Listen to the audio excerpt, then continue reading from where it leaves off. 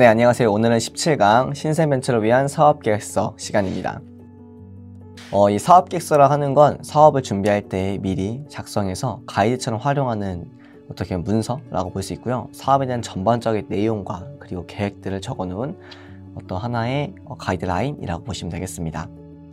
좀 정의로 좀 살펴보자면 창업과 관련된 많은 이해관계자들에게 다양한 기능을 수행하거나 또는 내적, 외적 기능을 나누어서 보여지는 문서로 말하고요.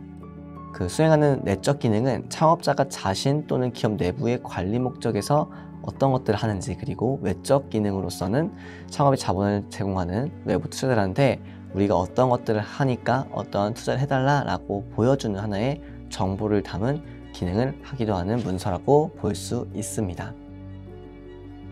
이런 사업계획서는 사업계획의 사업성에 대한 검토가 끝난 상태를 할지라도 지속적으로 사업계획을 하면서 수정하고 그리고 개선하는 활동을 하는데요. 이러한 과정에서 마케팅, 재무, 운영 업무 등 기업의 모든 측면을 검토하는 내용들을 작성하고, 그리고 사업의 성공 가능성을 점검할 수 있는 하나의 어떤 기회를 제공하는 요소로서 활용이 됩니다. 즉, 사업을 성공하기 위해서는 어떤 것들을 해야 되는지 미리 알아야 되는데 그런 것들을 정리해 놓은 문서다 라고 보시면 될 것 같습니다. 이런 사업계획서를 준비하는 과정에서는 판매 전략 또는 고객 지원 및 제품과의 결정 등과 같이 중요한 문제에 대한 질문을 하게 되고 그 답을 준비하게 됩니다. 그래서 사업계획서는 어디에서 어떠한 방법으로 누구에게 내 제품을 어떻게 팔지, 그리고 어떻게 만들어내는지, 그리고 고객에게는 어떻게 접근을 하고 어떠한 분석법에 따라서 회사가 서비스하게 되는지를 알려주고, 그리고 이후에 어떻게 우리가 엑시트, 즉 출구 전략을 세워서 이러한 후에 사업이 지속 가능하게 만드는지를 알 수 있는 하나의 방법이라고 보시면 되겠습니다. 그래서 이 기업의 비전을 조직 구성에 전달하거나, 그리고 신규로 고용된 사원들이 우리 회사의 목적과 목표를 잘 알기 위해서 이 계획서를 쓰기도 하고요. 그리고 현재 사업들이 잘 되고 있는지, 그리고 왜 안 되는 것인지의 답과 질문, 이런 것들을 반복적으로 찾아볼 수 있는 하나의 기준이 되는 어떤 문서라고 보시면 되겠습니다. 이런 사업계획서에는 몇 가지 기능들이 있는데요.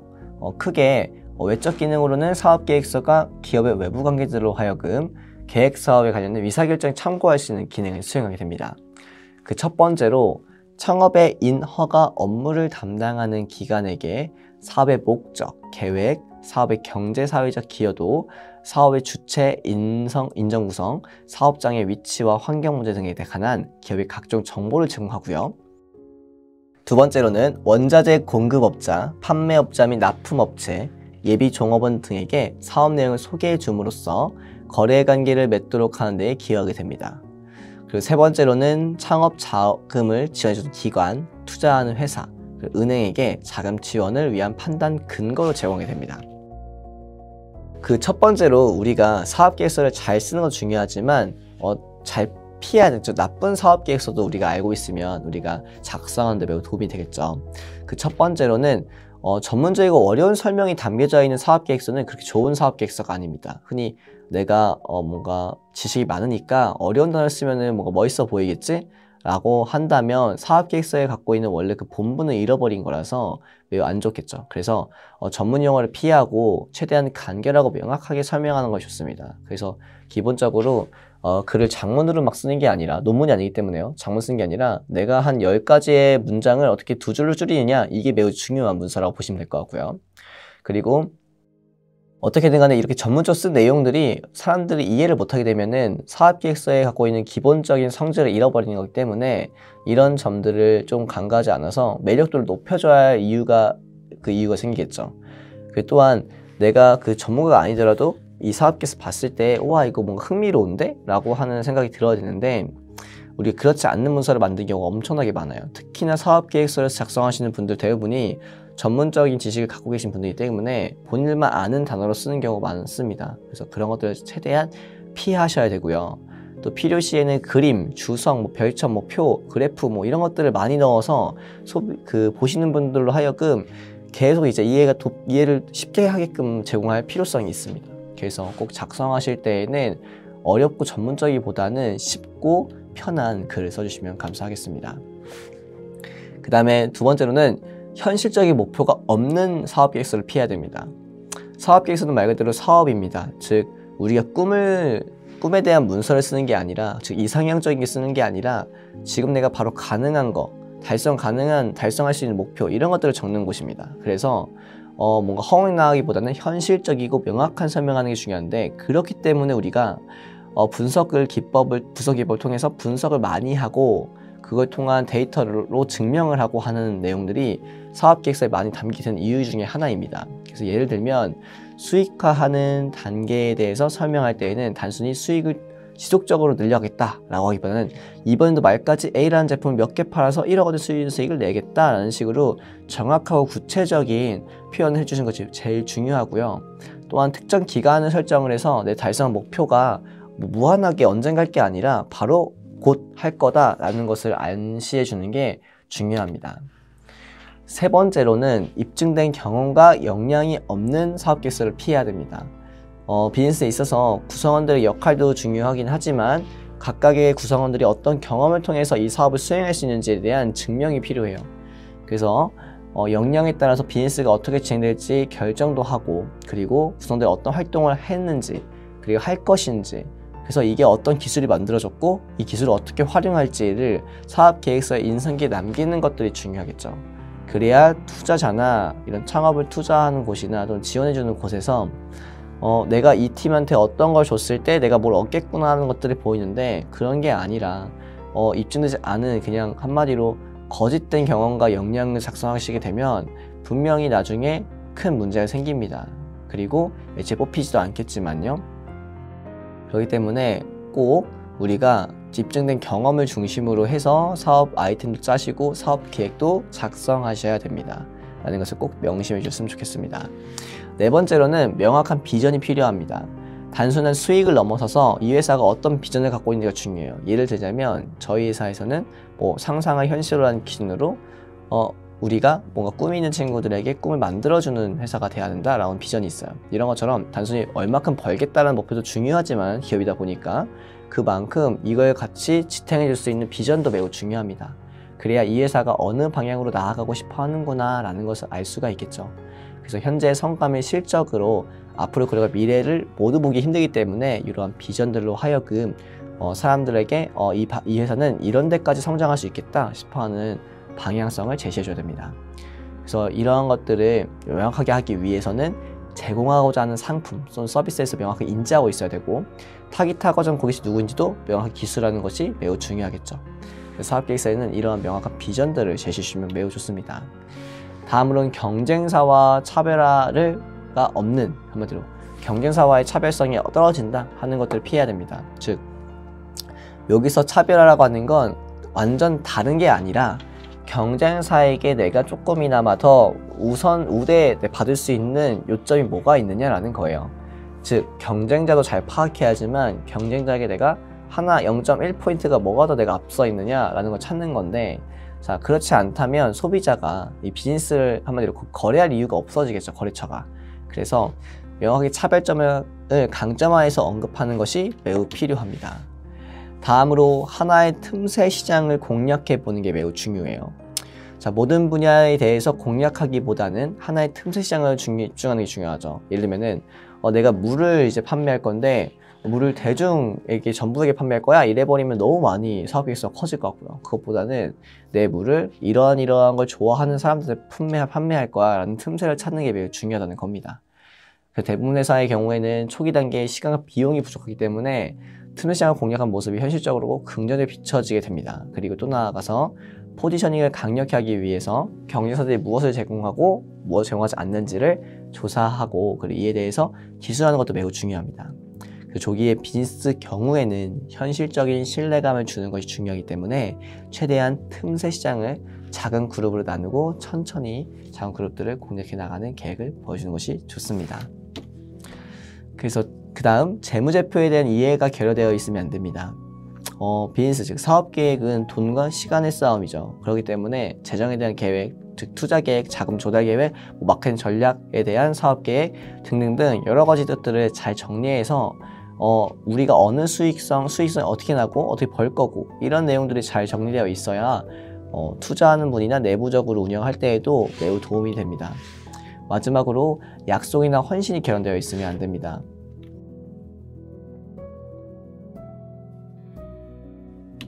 다음으로는 약속이나 헌신이 결여되어 있으면 안 됩니다. 비즈니스가 하는 일이 왜 중요하고 그것이 타깃 고객이나 시장에 어떤 이점을 가져주는지를 명확히 명시해야 됩니다. 예를 들어 단순히 이 서비스, 제품이 있으면 좋다라는 보다는 여러분이 제공하는 서비스 A라는 기능은 타깃층 B의 편리성을 얼만큼 도우며 타깃 고객 500명을 조사한 결과 시간 절약에 구매에 있어서 가장 중요한 요인이라고 답한 비율이 95%가 됐습니다. 라는 이런 식으로 밝히는 게 여러분들의 비즈니스를 조금 더 어필할 수 있는 부분이고, 이에 따라서 차별화된 아이디어 없이 단순히 유행에 따라하는 앱을 개발했다 등의 내용들은 이런 것들은 반드시 피하고, 반대로 방금 말씀드린 것처럼 뭔가 증명되어 있고 약속할 수 있는 것들이 충분한 것들을 개발하겠다라는 것들을 이제 우리가 찾아야 한다는 거겠죠. 그 다음, 장애물 예측을 실패하시면 안 됩니다. 즉 비즈니스 모델은 완벽한 건 없습니다. 그렇기 때문에 사업 계획서는 매 순간마다 다양한 위험을 찾고 변수를 찾고 그리고 극복할 방법을 찾고 해서 계속적으로 수정하는 작업을 많이 합니다. 그래서 이런 것들에 대한 한계점을 인지하고 빠른 임기응변을 보여주는 사업 계획서가 매우 좋다라는 것이고요. 그 다음, 사회공헌에 대한 결여가 있으면 안 되겠죠. 우리가 번 만큼 베풀어야 되기 때문에 창업기업이라 할지라도 고용 창출, 사회에 대한 기여 또는 환경에 대한 공헌 등 다양한 미래적인 측면에 투자하는 것도 매우 중요합니다. 그래서 이처럼 우리가 피해야 할 사업 계획서에 대한 내용을 10가지 한번 알아보았고요. 다음으로는 사업 계획서를 작성하는 방법에 대해서 한번 알아보도록 해볼게요. 사업 계획 작성 방법 중을 좀 간단히 첫 번째는 요약이라고 하는 페이지가 있습니다. 가장 먼저 들어가는 것이 바로 목차와 요약인데요. 일반적으로 요약을 하는 이유는 사업계획서를 전부 다 보기엔 시간이 없기 때문에 요약된 사업계획서로 충분히 사업에 대한 이해도와 그리고 흥미를 갖게끔 만들어주기 때문에 이 요약 페이지가 매우 중요하고요. 두 번째로는 환경 및 기회 분석이라고 하는 것이 있습니다. 그래서 환경 분석이라고 하는 것을 통해서 시장이 어떤지, 고객이 어떤지를 한번 알아볼 필요성이 있고, 그에 따라서 그 안에 어떤 기회들이 있는지를 판단해내서 내가 어떤 사업 계획서를 쓰겠다, 그리고 내가 어떠한 아이템을 만들어내겠다 라는 것들이 객관적으로 입증된 상태를 만들어주는 내용이 필요합니다. 이렇게 해서 분석이 충분히 된 데이터를 가지고선 우리가 회사, 제품에 대한 전략을 세우는데요. 자, 자신이 설립할 때 추구하는 목적이 무엇이고 이를 위해 어떤 제품이나 서비스를 생산하고 시장에는 어떻게 접근하는지 그리고 어떤 전략을 쓸지를 설명해야 됩니다. 그래서 회사가 어떤 회사가 될지, 난 제품을 어떻게 만들고 내 아이디어가 뭐고 왜 이걸 만들게 되었는지, 그리고 이걸 어떻게 제조할 것인지 등의 전략들을 잘 설명해 놔야 될 것 같고요. 다음으로 목표가 잘 써 있어야 됩니다. 앞서 말씀드렸던 것처럼 비전이 있는 것처럼 수익성이 있는 목표, 그리고 어떤 사회적인 목표 아니면 비전적인 목표, 이런 것들을 잘 정해서 회사가 어느 방향으로 흘러갈지를 명확하게 안내되어야 됩니다. 그 다음 다섯 번째로 다양한 전략에 대한 설명이 있어야 됩니다. 그래서 전략에는 차별화 전략, 경쟁 우위 전략, 판매 전략, 마케팅 전략, 자금 조달의 전략, 출구 전략 등 다양한 사업 계획에 필요한 전략들이 있는데, 자, 이러한 전략들이 어떻게 형성되고 왜 그걸 해야 되는지 이유가 분명하게 작성되어져 있어야겠죠. 그래서 그런 것들을 주의 있게 생각하셔가지고 해주시면 좋고요. 여섯 번째로 창업자나 경영자에 대한 정보가 필요합니다. 즉 팀에 대한 정보가 필요한데, 이 창업자가 정말로 그 역량이 있는 사람인가, 그런 경험이 있는 사람인가, 그리고 그런 비전을 꿈꿀 만한 경력이 있는지, 이런 것들을 알아보기 위해서 창업자나 경영자에 대한 정보가 필요하고, 이런 것들을 수행할 수 있는 팀이 있다면 팀의 정보까지도 같이 담아서 사업계획서에 작성이 되어야 되고요. 그리고 그 다음으로 마케팅 계획이라는 내용이 필요합니다. 어쨌든 간에 물건을 만들고 또는 서비스를 만들었다면 그걸 잘 판매하는 게 목적이기 때문에 그 판매하기 위한 방법들을 이 창업자의 사업 아이템이나 비즈니스 모델의 타당성에 인정받고 나면 이 투자자들한테 관심이 보이게끔 마케팅 관리를 해줘야 됩니다. 그래서 그런 내용들도 충분히 들어가면 좋고요. 운영 계획에서는 내가 사업화를 어떻게 해서 생산, 유통, 마케팅 등등 다양한 구성 요소들의 절차적인 내용들이 어느 시기쯤에 형성될지를 알려주고, 재무적으로 봤을 때에 내가 이 사업을 운영했을 때 얼마큼 순이익이 발생되는지를 알려주고요 하는 것들이 매우 중요합니다. 자, 그렇기 때문에 이러한 사업계획서의 작성 시에는 몇 가지 포함되어야 하는 내용들이 있는데요. 첫 번째로는 그 상호 업종, 즉 창업할 회사의 상호와 업종을 기재해야 된다는 거. 두 번째로는 창업자의 인적사항을 적게 되어 있죠. 그래서 학력이나 경력, 자격 취득 사항 이런 것들을 적게 되어 있습니다. 그 다음에 사업장의 위치 및 주소, 그래서 사업장의 주소지, 대지 및 공장의 규모, 위치 등을 기재하고요. 그리고 주주 현황 해서 주주 인적사항이나 지분율이 어떤 관계가 되어 있는지, 예를 들면 상업자가 50대 주주가 49인지 아니면 반대인지 이런 것들을 적어주는 겁니다. 그다음에 5번은 경영진과 기술진의 인적사항, 즉 팀에 대한 내용을 적어달라는 거예요. 그래서 학력이나 경력, 자격 취득 이런 것들에 대한 인적사항들을 적어서 사업계획서에 작성을 하게 되고요.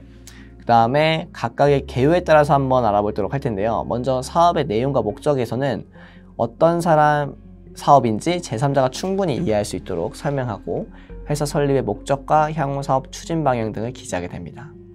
두 번째로는 사업의 독창성 차별성인데, 독창성 차별성은 새로운 시장을 창출하고 독창적인 비즈니스 계획을 기재하고 신기술이나 개발되고 있는 기술 이런 것들을 경쟁사 대비 차별적 우위를 갖게끔 하는 내용으로 기재하게 됩니다.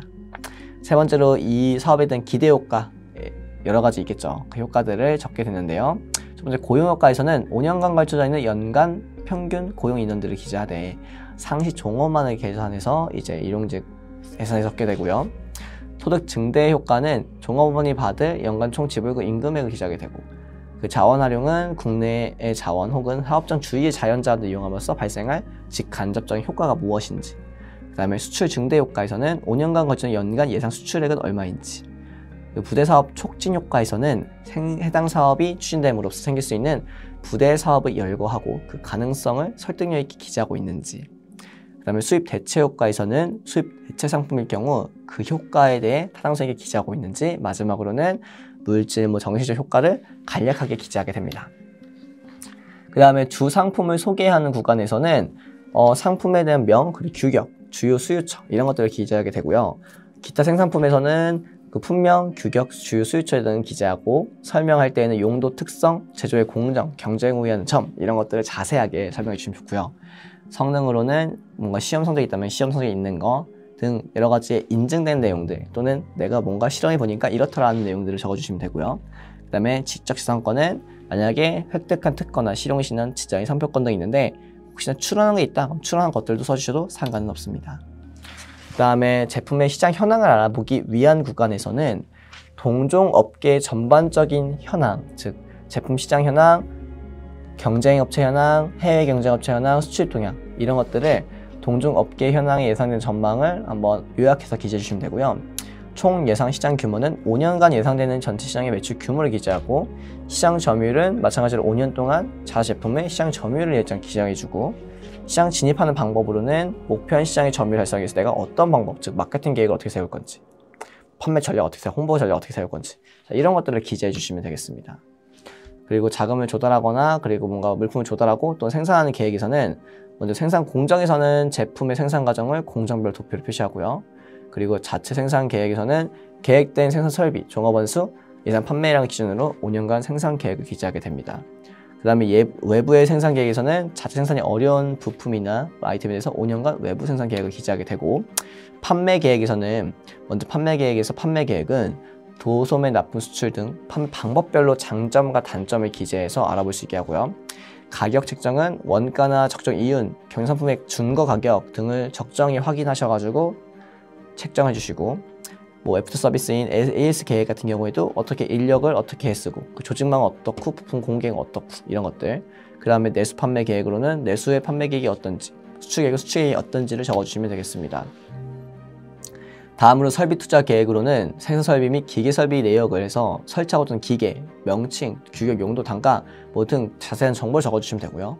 기계 설비 구입 내역 또한 어떤 용도로 사용할 것인지에 대한 내용을 적어주시면 됩니다.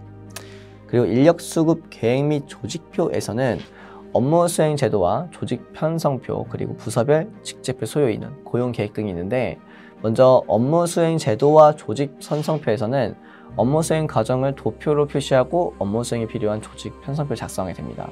다음으로 부서별 직책별 소요 인원에서는 5년간 생산 판매되고 있는 그런 것들을 인력 수급 계획을 기재하시고, 고용계획에서는 부족한 인력을 보충하기 위해서 어떤 고용을 계획을 하고 있는지를 적어주시면 되겠습니다. 다음으로 상품 및 업무제 자재와 관련된 조달 계획으로는 국내 회의가 있을 텐데, 국내 마찬가지로 어떤 물품을 어떤 수량과 어떤 금액에 조달할 건지 국내외별로 적어주시면 되겠고요. 그리고 재무 계획에서는 우리 다른 강의에서 배웠다시피 손익계산서인데 추정 손익계산서예요. 즉 5년간 이럴 거다라고 하는 거 하면 예측한 계획서를 쓰라는 거죠. 그래서 예측하고 있는 손익, 예측하고 있는 자체지표, 현금 흐름, 제조 원가, 손익분기점, 그리고 이런 등등이 필요한 요소들, 시설에 대해서 이런 것들을 적어주시면 되겠고요. 자금 수금에서는 총 얼마큼 필요한데 내가 운전자금, 창업자금, 시설자금에서 이거를 하기 위해서 어디에서 내가 가지고 올까? 그래서 자기 자본으로 가져올 건지 타인 자본으로 가져올 건지를 확인해 보고 차입금 상환 계획을 써서 내가 이거를 얼마큼 매달 얼마큼 이제 투자를 환급해서 상환할 건지, 자, 이런 내용들까지 적어주시면 좋습니다. 그다음에 기타, 이제 꼭 해당할 때만 하는 건데, 기타 뭐 공정거나 해서 뭔가 재해, 환경적으로 문제 일으킨다 하면 그것에 대한 보완 방법도 적어주시면 좋고요. 다음 추진 일정표, 즉 사업이 추진을 어떻게 할 것인지에 대한 계획표를 뭐 1년이면 1년, 5년이면 5년의 단계를 거쳐서 해주시면 좋습니다. 그래서 사업계획 작성하는 데서 매우 복잡하고 까다로운 면이 많지만 이런 것들을 인가받기 위해서는 또는 투자받기 위해서는 제3자로부터 인정을 받아야 되니까 사업계획을 구체적으로 그리고 명확하게 작성하지 않으면 안 되겠죠. 그래서 사업계획 작성 시에는 전문가의 조언을 얻을 수 있지만 계획 작성을 하는 직접적인 분은 창업자이기 때문에 이런 점들을 꼭 알고 우선 하셔야 되겠습니다. 그래서 오늘은 사업 계획서에 대한 내용들을 쭉 한번 제가 알아보았는데요. 한번 오늘 강의에 대한 내용들을 한번 되새겨 보자면, 먼저 사업 계획서란 어떤 것인지, 그리고 그 중에 피해야 할 사업 계획서가 총 10가지 이유가 있다. 첫 번째, 전문적이고 어려운 설명하는 거, 그리고 현실적으로 목표가 없는 거, 입주는 경험과 역량이 없는 거, 회사의 비전이 없는 거, 경쟁사에 대한 차별화점이 없는 거, 틈새 시장 공략하지 않는 거, 재무제표에 대한 이해가 결여된 거, 약속이나 헌신 이런 것들이 빠진 거, 장애물 예측 못하는 거, 마지막으로 사회공헌하지 못하는 거, 자, 이런 것들에 대한 내용이 없다면 사업계획서를 피해야 된다는 뜻이니까 꼭 이런 내용들을 넣어달라는 거고요. 작성할 때에도 요약, 환경 및 기회 분석, 회사 제품 또는 전략, 목표, 전략에 대한 설명들, 창업자나 경영진의 정보, 마케팅 계획, 운영 계획, 재무 계획 등으로 사업계획 작성했을 때에도 우리가 유의 있게 유의해서 작성해 주시면 좋겠습니다. 그래서 오늘 이렇게 한번 알아보았는데요. 오늘 이 사업계획서를 작성하실 때의 점들을 다시 한번 보시고 나서 이제 좋은 사업계획 쓰시면 좋겠고요.